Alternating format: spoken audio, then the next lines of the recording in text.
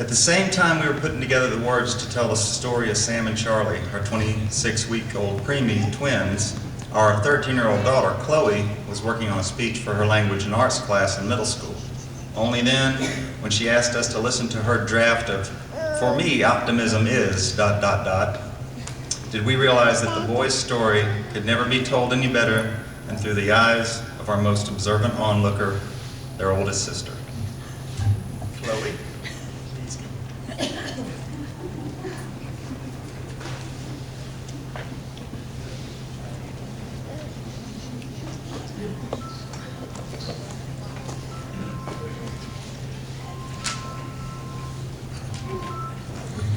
For me, optimism is. Sitting with my brother and sister across from my parents, we were excited and nervous for the news that we were about to hear. It turns out we were going to have not one, but two little brothers or sisters. A couple weeks later, we found out they would be identical boys. Unfortunately, things were not going as good as we'd hoped. The twins were suffering from twin-to-twin transfusion syndrome, or TTTS. Once again, we were seated at the table, but not for good news. My parents had to go to Tampa, Florida for a risky surgery that could save the twins' lives. Will they be okay? We all asked nervously. We hope so, my mom replied as she hugged us goodbye. Optimism. The dictionary describes it as a disposition or tendency to look on the more favorable side of events. Optimism is an outlook on life, such that a person maintains a view of the world as a positive place. Optimists believe that people and events are inherently good, so that most situations work out in the end. People have created phrases to remind others to embrace optimism. Don't worry, be happy. When life gives you lemons, make lemonade. Every cloud has a silver lining, and the list goes on. On BibleLeader.com, Dr. Jeff Wade explains that the root of optimism is faith.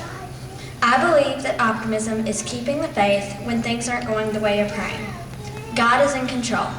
Lack of faith in God leads to pessimism, stress, and negativity. My faith-based optimism has been tested recently and is still being tested today. On October 8, 2007, the twins were born 3 months premature. Life as we knew it had been turned upside down. Both weighing a little over 2 pounds and a little longer than my sister's Barbie dolls, they were like little monkeys. The babies had to stay in the NICU. Eyes covered, tubes and wires everywhere, beeping monitors that sent our hearts racing, and IVs sprouting from their head to their toes. No sooner had I said hello to Sam, the one with the most problems, we were all called up to go say goodbye. His heart and lungs were sick, and the doctors and my parents had agreed to try every aggressive medical measure to save his life. We all were praying very hard that night.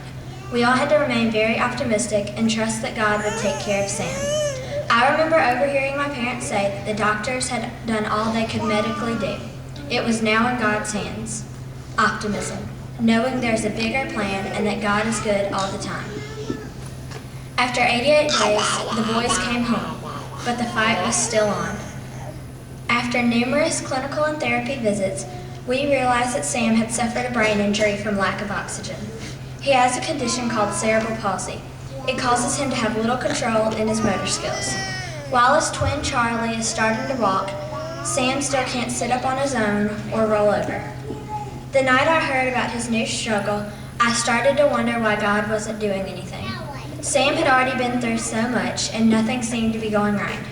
But one Sunday at church, I heard someone say, "God will take care of Sam. He just needs some time to." After I heard that, I began looking at things optimistically. God had helped so much already. I knew that God would do something. The following summer, we took the twins for their first beach trip. My mom got a phone call from Sam's neurologist. Turns out, Sam was having seizures.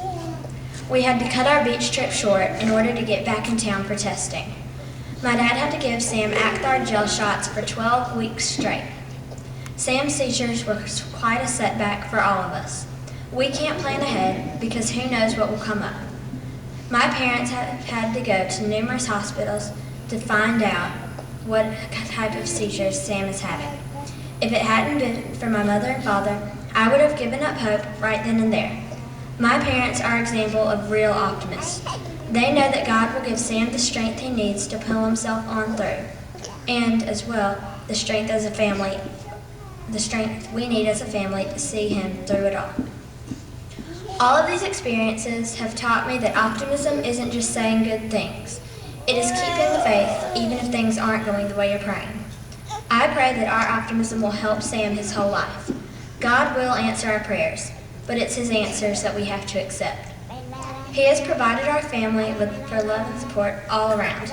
Not a day passes that someone is telling us that they are praying for our family and the twins. How can we not remain optimistic? From the song, Never Alone, and though you're invisible, I'll trust the unseen. We can trust that God remains merciful and constant so that we can remain optimistic no matter what lies ahead. Thank you.